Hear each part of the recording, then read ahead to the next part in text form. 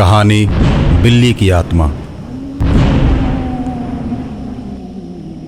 भूत प्रेत में विश्वास रखने वाले लोगों की मान्यता है कि अगर कोई बिल्ली किसी कारणवश अकाल मृत्यु को प्राप्त होती है तो उसकी आत्मा बिल्ली बनकर ही आती है और अपना बदला पूरा करती है।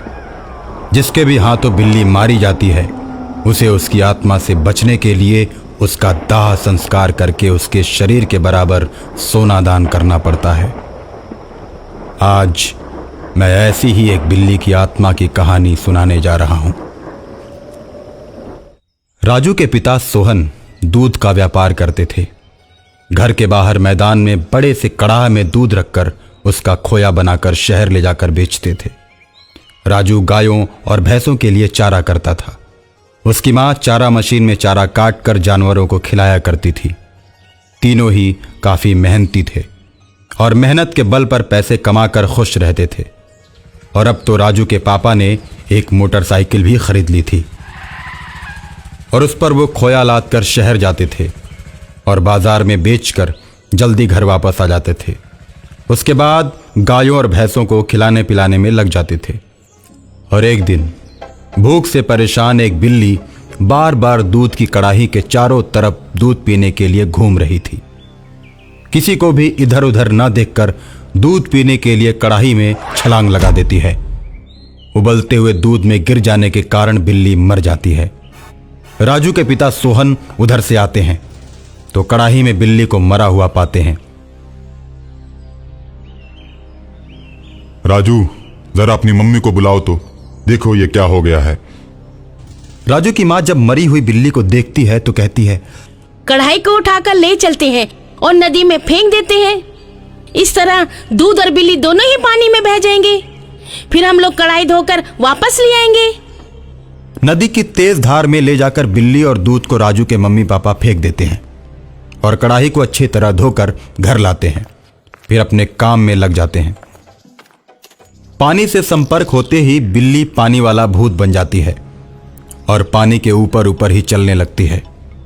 बिल्ली को पानी के ऊपर चलता हुआ देखकर लोग आश्चर्य में पड़ जाते हैं और सोचते हैं, या तो ये बिल्ली भूत है या फिर देवता है।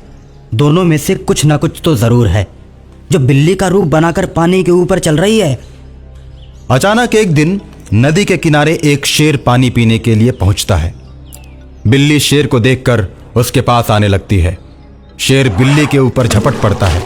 बिल्ली पानी के ऊपर ऊपर ही भागने लगती है और शेर तैरकर उसका पीछा करने लगता है। बिल्ली उछलकर शेर के ऊपर बैठ जाती है और अपने पंजे उसकी आंखों में मारकर उसकी आंखें निकाल देती है। शेर अंधा हो जाता है। शेर को अंधा करके बिल्ली उसे छोड़ देती है और शेर दर्द की वजह से तड़प तड़प कर मर जाता है।